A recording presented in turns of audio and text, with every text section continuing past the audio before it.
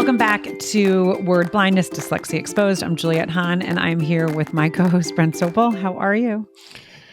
Am I going to answer that, or are we just going to jump right in? Now, haven't you seen, I recently did a IG post. When I ask you how you are, I genuinely want to know, how are you? I just asked you, what are we going to do?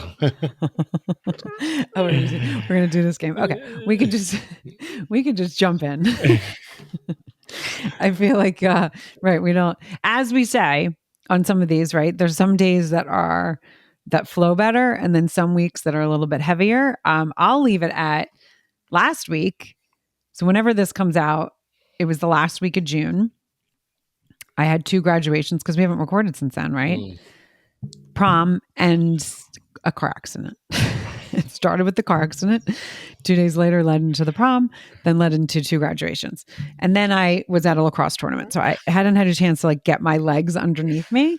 And really fun, since I'm not drinking or doing anything. It's just having to go with it and not numb it. And it's just been a lot on the brain, a lot on the emotions, all good, but just a lot to process. I think it's one of those things. It's a lot to process, to be like, okay, where I'm walking, I'm yogaing it, but I'm not intentionally being in it. And I'm working to do that because that's really hard to do. I mean, it's not an easy thing to do. And I'm better at it sometimes. This was a little much, and I kind of got lost. I kind of got lost in myself of not being ahead of it or handling it, and kind of being. But if you take a look back, last 12 years, you have this every year. I do, because it's school. The end of school, obviously, with Montgomery graduating, obviously it takes on a little bit of a different, twist to it, a little different emotions, but it's all generated from your trauma of school, Yeah. So you saying that you haven't got ahead of it. You've never gotten ahead of it. So let's be clear. I feel you're right. You are. I had something to say, and then I was like, no, that's not true. Yeah. We'll call a spade a spade. Yeah. And then obviously the graduation added another layer of dimension on top of it. And I mean, that's why we do what we do right now, is to be able to recognize that and grow from it. Because you still got kids that in school. You have help you just walking into high school, so you still got 4 more years of that. So the better that you can handle these things and understand them, the better your days are going to be. Yeah. And so I will 100%. And it's really funny because usually the last day of school is my favorite day, ever. I'll talk to parents. They're like, you like the last day of school? I'm like, yeah. They're like, there's no schedule. Kids are all, and I'm like, are you kidding? I take a deep breath and I love it. And I think that's part of the weirdness this year, because I was because Montgomery's graduating and now going to college. So I couldn't be like, oh, that whole kind of where you just get to breathe, you just get to everything goes out. I wasn't like that. And I did not even close. Well, that's the other emotion that we talked about, right? Being a mom and having your kids go off to college. It's hard. For fathers, whatever, go beat it. I don't want to see it. So yeah. So you're obviously that's all tongue in cheek. For most part, dad's traveling. I was got my kids so it's easy for us because we're used to that. So it's a big adjustment, and I don't think you realize how big it is until you take a step back. And obviously, thank God you're not drinking, because the train wreck would have been 10 times worse. It would have been terrible. Oh my God, it would have been terrible. It's actually, the whole week, it would have been it would have been bad. It would actually have been really bad. Because one of the things that, as you said, I was like, okay, Montgomery's now graduated. He's going off. But then, and I'm not going to get too into it because we're going to be in it for the next 4 years. But then I had some issues with the new guidance counselor for some of my other kids. And I was like, wait, what the fuck? I'm going to jump in on this one. It's always hard. It's always hard. It's just a different hard, going from a baby, move all the way up. So, as you think he's going to college, It's gonna be easier. No, he's still calling when he wants money. He's still, it's always hard. It's just different stressors, and as they get older, the stressors are magnified. From the binky hitting the floor and sitting there for 5 seconds, or having sex and getting a girl pregnant at 16. The stressors are hard, but they don't go away. So don't think they're going away anytime soon. Well, but that's what the interesting thing is, and this will actually be a really good lead into what we want to talk about today. But I think in part of my head, I had been like, okay, when Montgomery goes off to college, now he's going to a program where there's great support for dyslexia. So I'm like, okay, this is great. Like I feel so good about that. But then being like, okay, I don't have to deal with the high school kind of stress that being on top of like helping him with the IEP and making sure the teachers. And then it kind of was like my other two kids, their new guidance counselor, I was like, I had to like go back and forth with like 15 emails. And I'm like, wait, why is this happening? Like what, like, and I hadn't for Truman for 2 years, hadn't had to deal with this guy. It's been like, every 3 times a year, it's like, yep, we're all good. But we had like things that I need, like that Truman wanted to change. And then I was like, wait, is this, and I'm not going to go into it because again, I have to deal with him for a long time. But I think there was a part of me that was like, oh my God, now I'm going to have to get back into this fight. And so it wasn't like this. My question to you is, why did you think it was going to change? I don't know. We're the dyslexic one, so we're dealing with non-dyslexic. So why did you think that was going to change? Just curious. Well, I think because the other two don't have IEPs, right? So I was like, okay. And I have to, probably wrong enough, right? And we're going to be figuring some stuff out. But there's one of the things that I think I've been very, and I know so many parents can relate to this. Like when you have one kid that, really struggles, and then maybe other two that really don't, or maybe one that kind of does, but you're like, oh, you're not as bad as the other one, so you're fine. And then all of a sudden it's like, oh, wait a second. Okay, I didn't realize that you were struggling that much in this. And it took me back also feeling a little guilty, right? Like, oh my God, I'm so sorry. And then, I know my family has gone through it with my older sister, myself, my other couple siblings have been like, no, we weren't really that great either. I think we probably were dyslexic, but we weren't as bad as they were. So so it's one of those things, all of a sudden it was like, oh my gosh, okay, now I know. And this is going to be interesting because I've talked about this with my younger sister, who each of her kids have struggled in some area. And I was like, we kind of joked about it, like, oh, I got one that really struggles and that's all. Like God knew I can handle one. If I had like a kind of across the board, I might have like lost my mind because that's just not like my person. She kind of could dabble in all of it. And then it's like, oh, was I kind of turning my head and not thinking, well, maybe you are struggling a little bit here. Maybe I do need to look into it. So it was all those kind of emotions at the same time at the end of the year, which I never have. The end of the year is usually like we are partying, like we are excited. And it was kind of like, I'm excited, but I'm not excited. And I don't like any of these feelings are going on. And then dealing with the new guidance counselor and being like, wait, why aren't you understanding me? No, this is what we need him to take. And I understand that there's a path that they're supposed to do. However, where's the black and white? And it just took me back, where's the gray? I know there's gray. Like you don't have to do it. And then it took me all back to like all the years in Montgomery. And that was my question. Why do you think it was going to change? I know. Which is kind of interesting timing that it happened. I think it was like, oh, don't get too relaxed there, Juliet. And that's what it is. Obviously I talk about here on time being misunderstood. That will never change. It's the hardest thing in the world. Is being misunderstood every single day. And it's kind of like when I got sober, I changed. Nobody else around me, so I had to adjust. I had to do this. I had to do that. Nobody else did. It's exhausting. Welcome my life, right? So it's we're always going to be misunderstood. And, obviously right now it seems to be more and more prevalent with the kind of the world the way it is. And people seem to be a lot more closed-minded. And it's hard. Not thinking out of the box. It's kicked me down many times. People can't get out of their own way. They can't see past themselves. They look in the mirror all day, nobody else. And it's hard. but that's that's why we do what we do here. So that whoever's in that same position we are right now, because there's plenty of people. Yeah. You're not feeling the feelings alone. No, you're not. And it is kind of interesting. As I said, like, why does it have to happen now? And it kind of just clicked in my head as you were just saying that. It's because these are all the stuff that we're documenting, right? So when we can then really help the next person be like, okay, this is this is my profile. These are the things that we just learned because we are in it right now, and this is what's happening. And you're in it in a way. We have other people that are working with us that are in it in a different way, and so we're kind of coming from all these different angles instead of from just one side. And that's exactly what it is.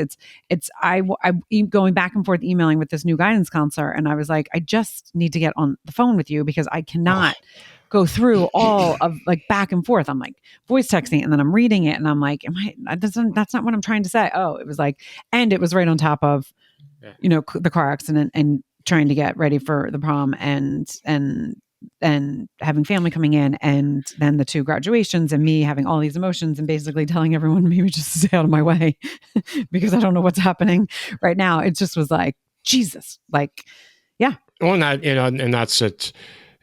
Those feelings, right? That's the awareness, the self-reflection and the understanding. Like you have these same feelings every year. Obviously this year's been magnified because of the graduation. Yeah. So it's knowing it's coming.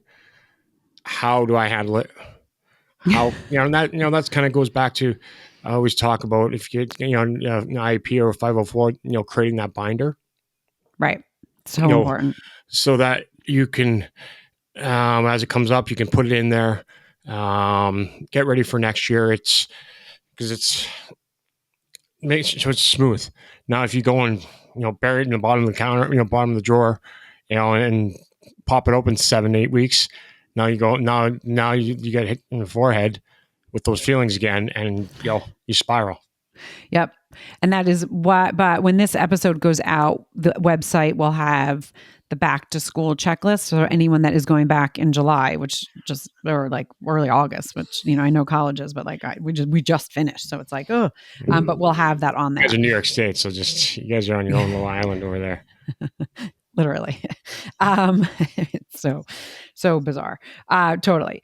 But one of the things that we did talk about that we wanted to address, and you and we've had discussions about it, and it's interesting because we have the same thoughts, but different ways that we express it. And it is that dyslexia has tons of embarrassment behind it. And so there's a lot of people that we have come across, whether it's to be on the podcast, whether it's to help us kind of organize stuff, whether it's to be, to donate, like some people that really are like, yeah, we want to get involved. And then it's like, oh, wait, I don't want to talk about my own dyslexia because I'm not ready to go there. And then, you'll say like, it brings the most embarrassment up. And I, a couple times have said to you, well, I understand that. And then it's like, okay, I don't know that I've ever put those words behind it to then think about it. But yeah, there's a lot of embarrassment behind it because it's every day that you're like, as I just said, like, I didn't want to say to the guidance counselor, can you just get on the phone? Like, I just told you that we have these learning disabilities and you're saying, well, we need to work harder. And I'm like, okay, wait, I'm going to poke you in the eyes. Like, right.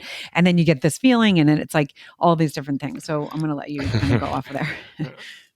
I always say nobody hurts longer, stronger, harder than us. For an example, Robin Williams. Everybody talks about mental health, suicide, right? But we're born with dyslexia. That's why I call it dyslexia a gateway drug. It kicks everything off, right? But there's nothing else. Again, I always say kids don't bully kids in wheelchairs. Again, I'm prefacing, they bully kids like us because they can't see it. It's not I have one arm or I'm in a wheelchair. That's the physical ailments that you're able to see and understand. Now us, when you're in grade 5, you just want the cute little blonde like you, and you can't do the simplest things. And I have people all the time. I'll bring out, I'll help you raise money, or do it this way, or do it this way. I went when I ran this golf tournament, they did it this way, or they ran this. Unfortunately, none of that works for us because of that embarrassment. I know some billionaires that are dyslexic that will not donate to the Dyslexic Foundation. And everybody here listening to this that's not dyslexic, you're like, why? No big deal. It's just dyslexic. That's the embarrassment that goes with it. Because they can just donate on the side. Yeah, you can, but they won't. It's almost like putting, hydrogen peroxide in that cut wide open, donating to dyslexia on the side when you're still not okay with it. And it's just a faucet just, burning. Because no matter if it's on the side, privately, publicly, I donate to this foundation, or just silently wrote a check, you still did it. That wound is still wide open. So the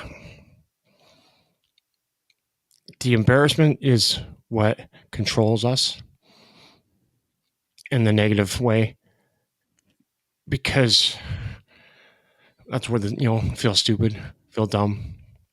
And I don't know how many arguments that I get into. I guess the argument is not the right way. It's the same approach to whatever that is, if that's fundraising, or if that's a proposal, or if that's a meeting, it doesn't work for us. We think differently. We go at it differently. And I told every day, and this is people in school are told every day by non-dyslexics, this is what you have to do. This is what you have to do. This is what you have to do. This is what you have to do. You have to do this. And the exhaustion from that is debilitating to me sometimes, but that's literally what I'm doing here. And this is why I do what I do. Is we're all driving down a gravel road right now. We all want to drive on that brand new paved road. And that's what I'm trying to do with the foundation, is getting that road paved so everybody can be comfortable and ride smooth. And right now, sure fucking isn't. I'm hitting Barney Rubble, Flintstones, boulders every day. Mm-hmm. Because that's the thing. So and there has been studies and statistics. If you look at kids that are remediated at an earlier age, right, they have less of the embarrassment because it is. I mean, and a lot of it is studies coming from schools that are specifically for dyslexia, which most of America. Just to tie a point is just like cancer. You want to find out in stage 1, not stage 4. Yeah. Same kind of terminology. Yes, we want to find in grade 1 rather than grade 4, because that's 3 years later, 3 more scars. So same kind of proverbial concept. Mm-hmm. And then, I've gone where, when Montgomery was younger, we knew and we really wanted to work with the public school. But one of the things that I said, though, and I do think there is something there behind it, and I know that there's a philosophy behind this because I've talked to people about this also, is his self-confidence was still strong. So I knew that he was also going to learn some life lessons that weren't taking him down. But it's like, it's one of those things, like you're walking on the thin ice. Like, how far do you go out? How much do you test? And I did this pretty, I was aware I was doing it. I was like, okay, I'm going to really work with them. And it, to me, it worked because he I could see what the year that it was like, oh, we need to make a big change now. But the things that he learned now, when he went to the dyslexic school, they said, I've never seen someone that knows how to get out and knows how to change directions and do all these different things and talk his way out of things and take us off topic that we're like, wait, why are we talking about dinner that we just had with our family? Like, how did you just do that? So he got some really big life lessons where I know that there's kids that, in first and kindergarten went right to the dyslexic school, and I still know them. They didn't learn a lot of those life lessons because they didn't know how to get out of things. However, so there's like this, and I know this will be interesting because I know your thoughts on this, but like there is a very interesting fine line. And I know again, with dyslexia and spectrums, there is that fine line of like, okay, when you say about the bullying in the wheelchair and things like that, there's also the kids that someone might be listening to this and be like, wait, I was bullied. I wasn't dyslexic, but I was, and I wasn't in a wheelchair, and I got picked on because I don't know, they didn't have any friends because they were awkward, or they, they were socially inept, but whatever it is, there's so many different things that happen. But even if you have tons of friends and you're going to stand up and you're going to read out loud, you're going to get teased even from the people that care about you, because they also sometimes don't realize that you're really actually struggling that much. They don't believe that you actually can't do it. And I mean, this was what I ran into. And it was like, okay, you're just being a jokester. And I was like, no, I actually can't I can't do this. And so that's where it's like, you almost have to kind of go inside and be like, how can I get out of this? Even the people that I know care about me are actually not believing that this is really happening, even though my friends are like, wait, oh, that was so funny how you said that in English class. I loved how you messed with the teacher. And I was like, but I wasn't messing with them. They're like, oh, yeah, whatever. Because they don't get it. They don't get it. And that's, it's all about understanding, right? Now, you said something interesting. You talked about, kids that went right into dyslexic schools. Again, remember, majority of those people aren't dyslexic, don't have learning disorders either. So again, no matter if you're paying $95,000 at a private school, they're not dyslexic. So they're still not doing it right. In my opinion, calculation views 99.9% of schools, private, public, charity foundations, advocating groups, whatever, aren't dyslexic. So they're still doing it wrong. And, it comes down to understanding. If you understand what so-and-so is going through, you're not going to laugh at them. And that's what isn't in this world, is understanding. And the dyslexia, it's not talked about because most of the people are non-dyslexics running the schools, or the superintendents, or the deans. So they're doing it all wrong. Anyways, and there's not enough education behind to do it right. So it's a frustrating point. And the academia world, oh my God, some of the most selfish people I've ever met in my life. I was a pro athlete. But it comes down to not enough understanding and not enough compassion. Mm-hmm. And, a couple points that you brought up that also are interesting. And this is where we've also talked about, dyslexia being not top of mind. And there's a couple things here that always stand out to me because of the narrative about dyslexics, super successful, the CEOs, and then we go to, 50% in prison are dyslexic. But when you're in academia, there's kind of two ways. There's not a lot of like, oh, let's think outside the box. So it's like, it's either this way or it's this way, and they can't kind of think outside. So if you're not good in school, that just means you're dumb, right?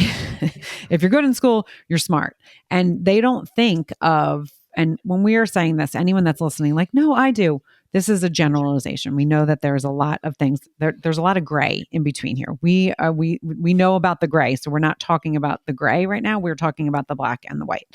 So if you go into school and a kid is like, okay, they're just not getting it, right?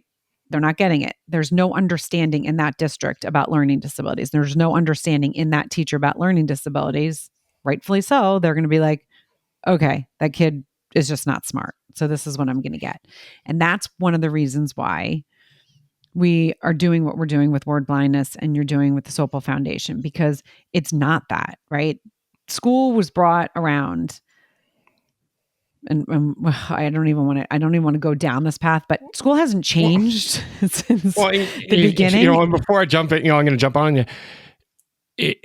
it hasn't changed, on, in the dyslexic world, dyslexic purpose, dysgraphia, dyscalculia, because it's non-dyslexics running it. So why they've got no clue. They waste money. They don't care about the kids. They care about their paycheck. So, didn't mean to jump in, but nothing can change if you don't understand. Yeah. And that's the thing. So that teacher is not getting it, right? They're not getting the point of like, okay, this kid needs something different. It's like, well, I'm just going to keep going at the same time. Did I share on here the story about the kid in Cincinnati?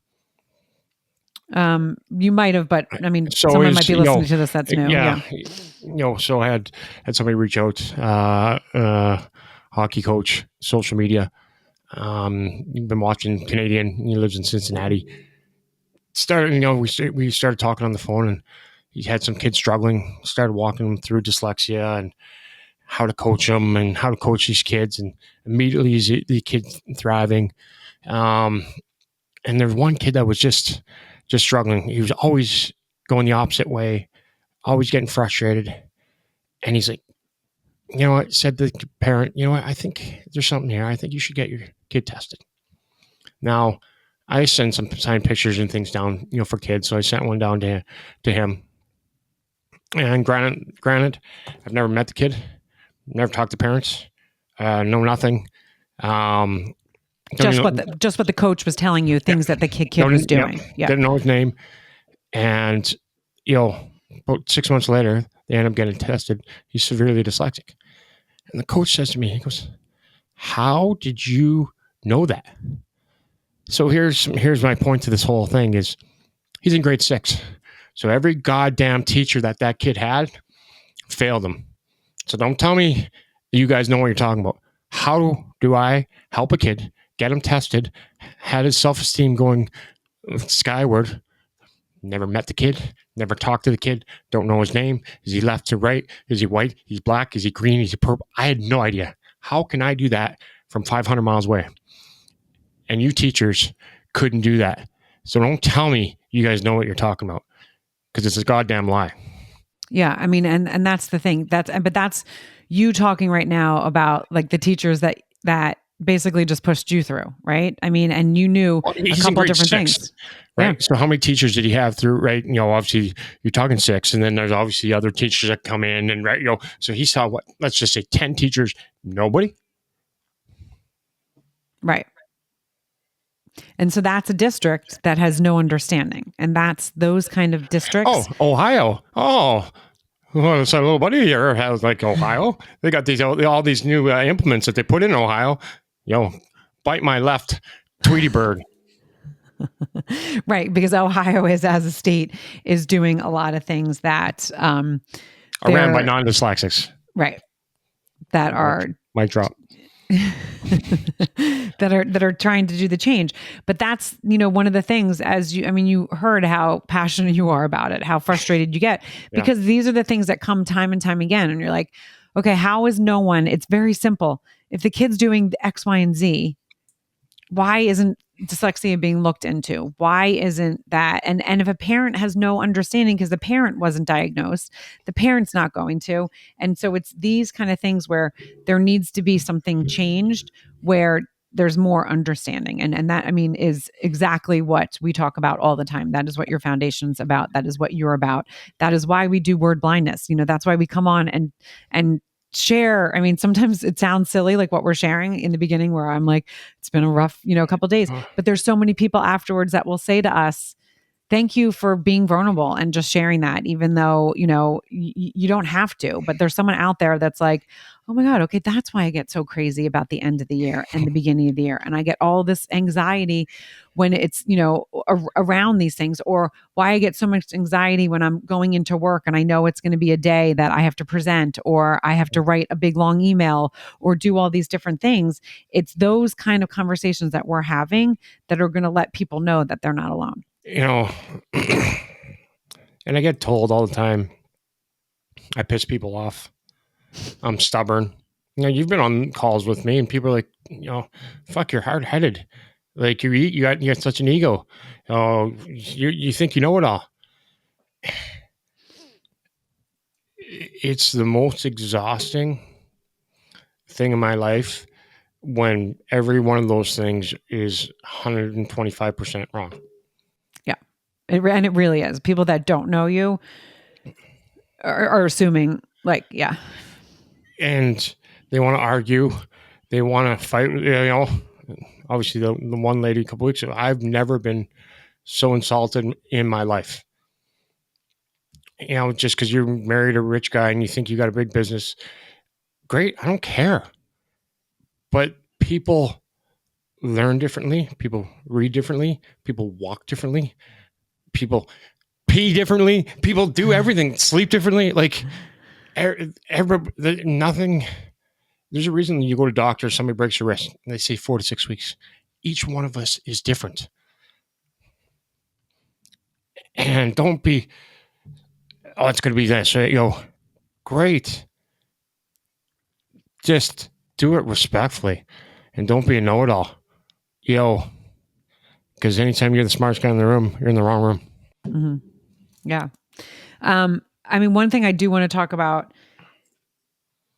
is July, because this will be out in July. Well, today's July 1st, so this will be out in July. Oh, Canada. Yes. Oh my God, I'm so sorry. I didn't say happy.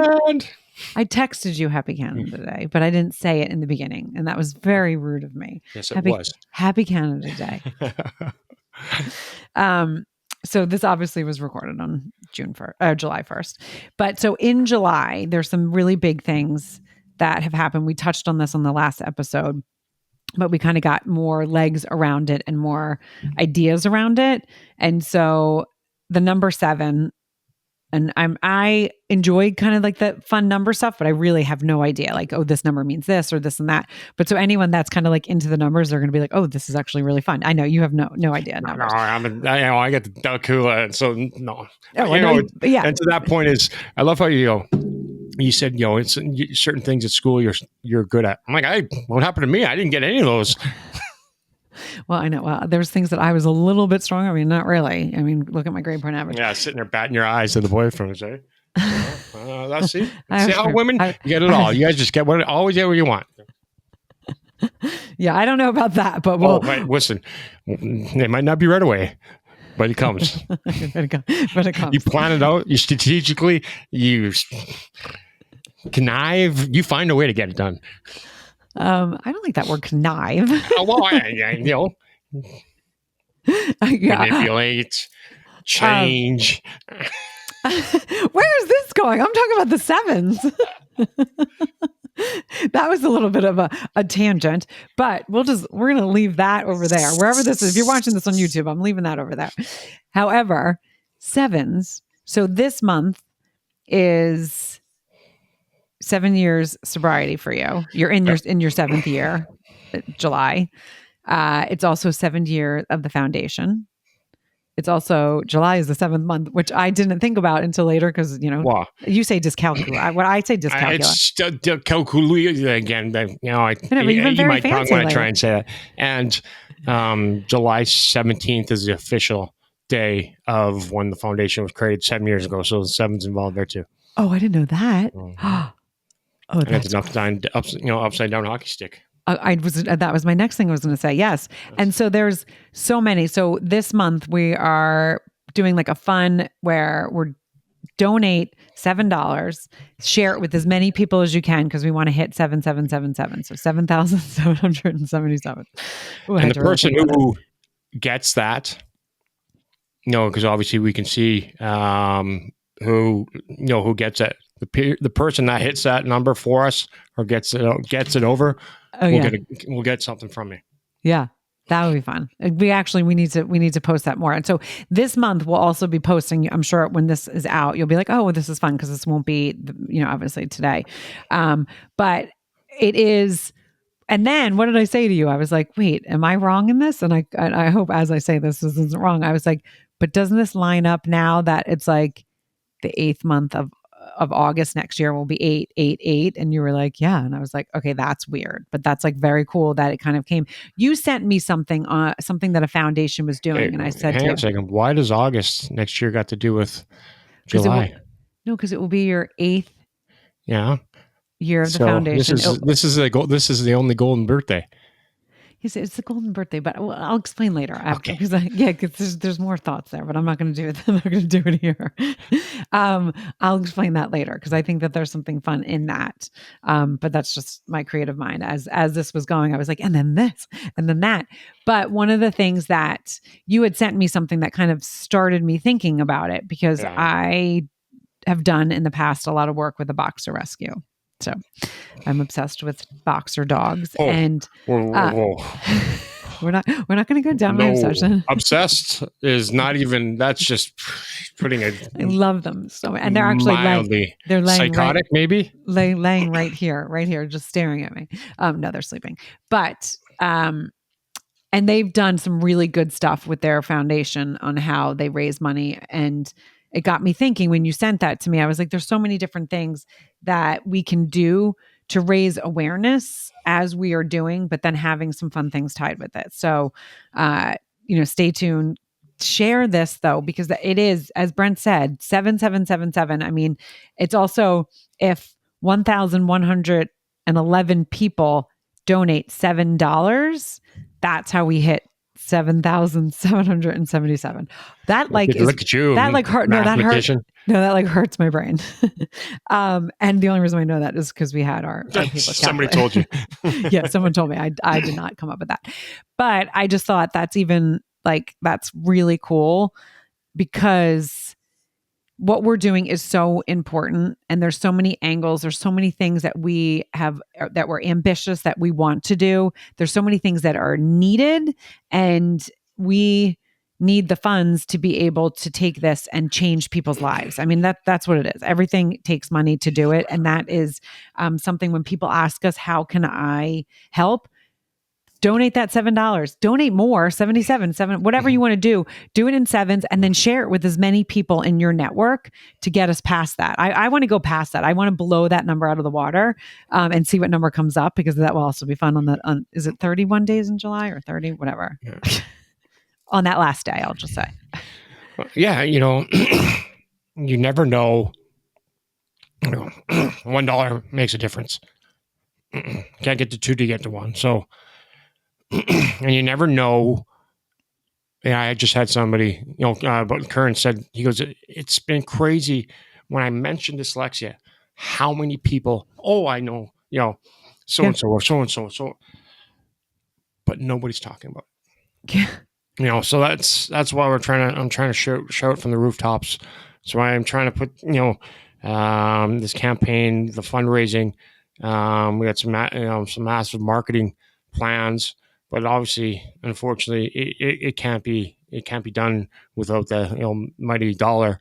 But there's a reason why they always say low to mid income donate the most because they're affected the most. Right. And one of the things that you said just now when you said Kern said, oh yeah, I know this person. This is my point. They know someone that maybe has been successful, or they don't talk about the traumas, because that's a lot of people. We don't like to talk about that, right? We don't like to go back to that, to those times. So we see where our dyslexia, especially when we get older, we see where our dyslexia was positive for us. Like we've talked about this on the ice. You saw the ice different. That's why you were such an amazing defender, because you were able to see that, because your dyslexia actually gave that. I mean, that's one of the things. A lot of athletes are dyslexic. A lot of people that are, and not, it doesn't have to be professional, but like that is one of, it's a gift. They can either be very gifted at athletically, art, and musically. I mean, there's some interesting things when you talk to people that are like, it's sometimes that really high, but they don't go back and kind of say, well, where was I first, second, and third grade, right? Like, where were those things? Where was I in ninth grade when a teacher called me up, to do, we don't like to go back because it hurts and it's not fun. So when people say, oh yeah, I know this person that's dyslexic, they might only know the positive parts of that. And what we are doing is shedding light on not the great stuff, right? I mean, I've talked about things that I haven't talked about even in all my podcasts, I kind of touched on things, but I never got deep until I did this with you, because it was like, okay, I need to talk about that. When I was 5, and I've now said this the last couple of times, I said to my mom, or how old I was, I'm so glad God just made me dumb on the inside, not on the outside. That was like, you hear a little kid say that. And that was early on, that school had already affected me. And that sucks. And that's what we want to prevent. Just being on your own island, not having anyone to be able to talk to about, how you were struggling in school, and just kind of going through the motions, being like, I guess I just am dumb, and not having that support. That is what we want, and we will be changing. As you touched upon, there's people that look out there and say, oh, they're successful, this dyslexia was a gift. Find me one person that is, billionaire, millionaire, whatever, that talks about their dyslexia soup to nuts like I do. None. You're not going to find one person. Nope. So really, is it that much of a gift? Oh, let me clarify. It can be 100%. What comes with understanding and diagnosis, there's a lot of things that come with that, early detection. So people that, look at those articles, you find me just one, that talk about their dyslexia, the way to, and why it made them successful. And I'm not going to find anybody. And I'm going to bring this, and I don't like to talk about individuals, but there was this clip of Richard Branson, and it was, I think we actually talked about this already, but if you are just tuning in and this is new to you, I'll share this again. It was like a Father's Day thing, and the Made by Dyslexia woman asked him kind of a question about like his traumas, and he skirted it. I was like, he never answered the question. And like, I was like, he never answered that question. Why didn't he answer that question?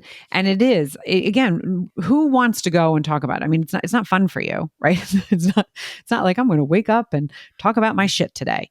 No, it doesn't feel good. However, it is a healing process, and it does help you get to that next kind of the next side, the place where you can help more people, because you can be real and be like, yeah, you know what? This happened to me when I was younger. It sucked. And I'm going to try to prevent it from happening to the level, because in school, whether you're dyslexic, whether you're not, whether you struggle, whatever you learn disabilities, you're going to have hard times. Everyone's going to have their scars. It doesn't matter if anyone has a perfect life. We all have our scars, whether, small, big, whatever they are. We're here to help those scars be a little less because of the understanding. 100%, dyslexia makes us, dictates who we are.